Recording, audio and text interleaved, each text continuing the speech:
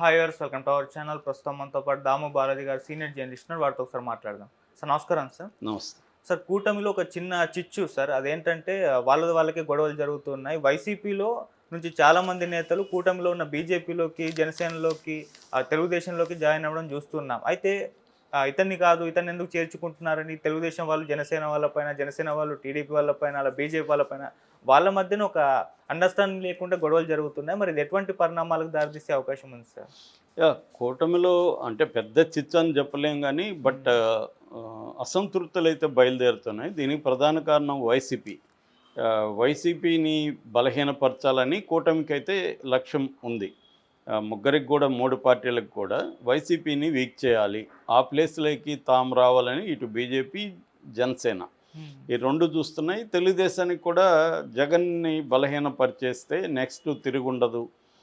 Next 5 ఏళ్ళు కూడా మనమే అధికారంలో ఉండొచ్చు. ఎందుకంటే జగన్‌కి ఆల్రెడీ 40% ఓటు షేర్ ఉంది. ఈ 5 ఏళ్లలో యాంటీ ఇన్కంబెన్సీ అనేది కూటమికి వచ్చే అవకాశం ఉంది. ఎందుకంటే అక్కడ ఎక్కువగా అలివి కాని నెరవేర్చలేని హామీలు ఇచ్చేశారు.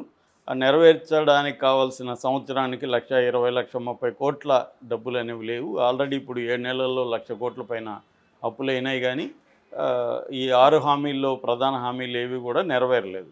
ఇప్పటివరకు అమల్లోకి రాలేదు. సో ఈ రకంగా జనాల్లో అసంతృప్తి పెరిగిపోయే అవకాశం ఉంది. దీనివల్ల ఓటు కొద్దిగా అటు షిఫ్ట్ అయితే జగన్ కానీ స్ట్రాంగ్గా ఉంటే ఆ ఓటు అనేది తనకి ట్రాన్స్ఫర్మ్ అయితే వీళ్ళకి ఇబ్బంది. అందుకని అక్కడ పార్టీని బలహీనపరిచేస్తే జగన్కి ఎవరు కూడా ఒకవేళ జనంలో అసంతృప్తి ఉన్నా అది ఓటు రూపంలో మారాలంటే గ్రౌండ్ లెవెల్లో పార్టీ స్ట్రాంగ్గా ఉండాలి.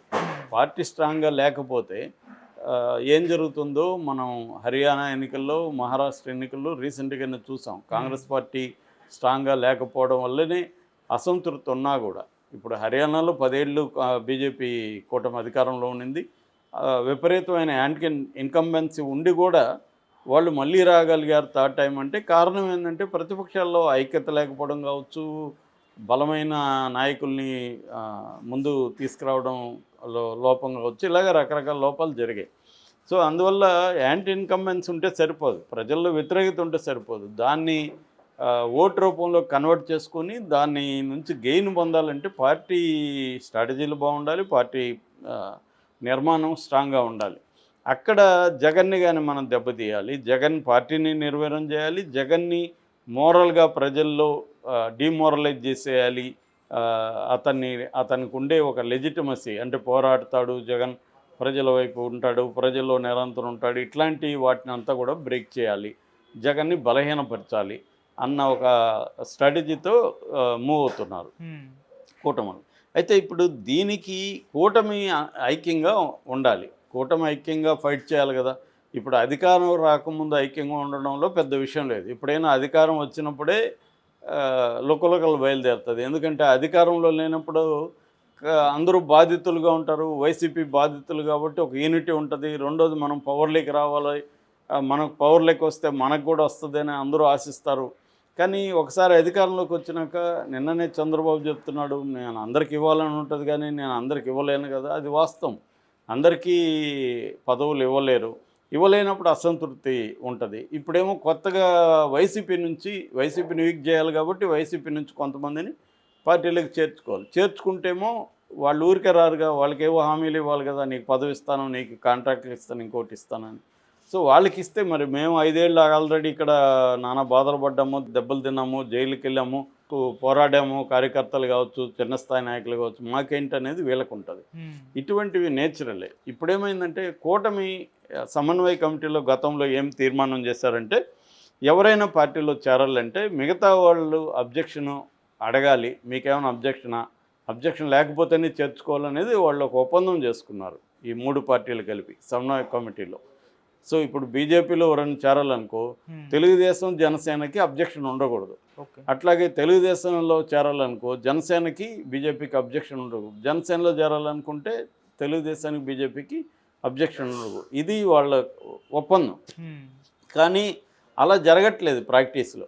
ఇప్పుడు ఫర్ ఎగ్జాంపుల్ మనకి బాలినేని శ్రీనివాసరెడ్డి నెల్లూరు ప్రకాశం జిల్లా, అక్కడి నుంచి జనసేనలో చేరాడు ఆయన. అక్కడ తెలుగుదేశంలో తీవ్ర వ్యతిరేకత ఉంది.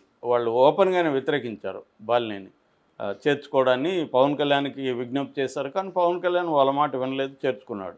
మరి అక్కడ వీళ్ళ ఒప్పందం ఏమైంది? పవన్ కళ్యాణ్ చేర్చుకోకూడదు కదా. అట్లాగా చాలా విషయాల్లో పవన్ కళ్యాణ్ బాలినేని, సామినేని ఉదయభాను, రీసెంట్గా గంజి చిరంజీవి మంగళగిరి గంజి చిరంజీవి సాక్షాత్తు లోకేష్ మీద పోటీ చేయాలనుకున్న వ్యక్తి గంజి చిరంజీవిని చేర్చుకోవడం కూడా ఎవరికి ఇష్టం లేదు అక్కడ, కానీ పవన్ కళ్యాణ్ చేర్చుకున్నాడు. అట్లాగే బీజేపీలో విశాఖ డైరీ చైర్మన్ ఆడారి ఆనంద్, అతన్ని బీజేపీలోకి చేర్చుకున్నారు వైసీపీ నుంచి. అది అక్కడ తెలుగుదేశం జనసేనకి ఇష్టం లేదు. సో ఇలాగా వీళ్ళు చేసుకున్న ఒప్పందం ప్రకారమే వీళ్ళెవరూ కట్టుబడి ఉండట్లేదు. కాకపోతే అవతల వైపు నుంచి ఆలోచించినప్పుడు పవన్ కళ్యాణ్కి పార్టీ ముందు నుంచి కూడా Pawan Kalyan party structure weak. ఆయన తప్ప ఒక గణనీయమైన నాయకులు వేళ్ల మీద కూడా లెక్కించలేనంత తక్కువ మంది ఉన్నారు. ఓకే. సో పార్టీ పటిష్టంగా లేకపోతే రేపు ఆయన గోల్ ఏంటి? ఆయన సీఎం కావాలనేది పవన్ కళ్యాణ్ గోల్. ఎవరినో సీఎం చేయడానికి ఆయన లేడు కదా. ఇప్పుడు అవసరం కాబట్టి, ఆయనకి మ్యూచువల్ అవసరాలు ఉన్నాయి కాబట్టి ఆయన చంద్రబాబు సీఎంగా ఉండాలని ఒప్పుకున్నాడు. ఇప్పుడు అంటున్నాడు 20 ఏళ్ళు కూడా చంద్రబాబు సీఎంగా ఉండాలని. కానీ రేపొద్దున ఆయన గోల్ ఏంటి? చంద్రబాబు సీఎంగా జీవితాంతం ఉండాలని అంటున్నాడు అంటేనే అక్కడే ఫిట్టింగ్ ఉంది. అంటే లోకేష్ అవ్వకూడదని. ఎందుకంటే చంద్రబాబు ఆయన గోల్ ఏంటి? చంద్రబాబుది లోకేష్ని సీఎంగా చేసి తాను ఉన్నప్పుడే సెటిల్ చేయాలనేది చంద్రబాబుకు ఉండే గోలు. మరి ఈ ఇద్దరి గోల్స్ మధ్య ఒక కాన్ఫ్లిక్ట్ అయితే వస్తుంది ఖచ్చితంగా. సో పవన్ కళ్యాణ్ ఏం ఆలోచిస్తాడు? మనం ఇండిపెండెంట్గా ఎదగాలి, జగన్ని దెబ్బతీయాలి, జగన్ ప్లేస్లోకి మనం రావాలి. అందుకని పవన్ కళ్యాణ్ 2 కర్తవ్యాలు ఉన్నాయి. ఒకటి, పార్టీని పటిష్టంగా చేయాలి. అధికారంలో ఉన్నప్పుడు పార్టీని పటిష్టం చేసుకోవడం ఈజీ అవుతుంది అధికారంలో లేనప్పటికంటే. ఎందుకంటే నీకు అధికారం ఉంది కాబట్టి ఎవరైనా కూడా పార్టీలో చేరడానికి ఉత్సాహం చూపిస్తారు. బలమైన స్థానిక నాయకులు పార్టీలో ఉండడం అవసరం. ఆయా ఏరియాల్లో వాళ్ళ ఇండివిజువల్ బలం ఉంటుంది, అది ఉపయోగపడుతుంది పార్టీకి. సో అందుకని పవన్ కళ్యాణ్ ఎక్కువగా చాలామంది ఏంటంటే తెలుగుదేశంలోకి, వైసీపీ నుంచి తెలుగుదేశంలోకి వెళ్ళడం వైసీపీ వాళ్ళకి కూడా ఇబ్బంది. ఎందుకంటే వాళ్ళు ఎక్కువగా తెలుగుదేశం వాళ్ళ మీదనే దౌర్జన్యాలు చేయడం, దోపిడీలు చేయడం, వాళ్ళ ఆస్తులు ఇబ్బంది గురి చేయడం, దోపిడీలు చేయడం ఇవన్నీ చేశారు. ఇప్పుడు వాళ్ళు వెళ్ళి తెలుగుదేశం చేరాలంటే లోకల్గా తెలుగుదేశం క్యాడర్ తీవ్రంగా వ్యతిరేకిస్తారు. జనసేనతో ఆ ఇబ్బంది లేదు. జనసేనలో ఉండే వాళ్ళు పవన్ కళ్యాణ్ వ్యతిరేకించే స్థాయిలో కూడా ఎవరు ఉండరు. పవన్ కళ్యాణ్ మాట వేదవాక్ అక్కడ. కాబట్టి జనసేనలోకి వెళ్ళడం వాళ్ళకి రిలేటివ్గా ఈజీ అనమాట. అందుకని ఎక్కువ మంది జనసేనలోకి వస్తున్నారు. రెండోది కుల బేస్ చూసుకున్నప్పుడు కూడా ఎక్కువగా కాపు సామాజిక వర్గం అంతా కూడా జనసేనలో చేరడానికే ఇష్టం చూపిస్తుంది. ఆ రకంగా పవన్ కళ్యాణ్ కూడా వాళ్ళకి రెడ్ కార్పెట్ పరిచి వాళ్ళని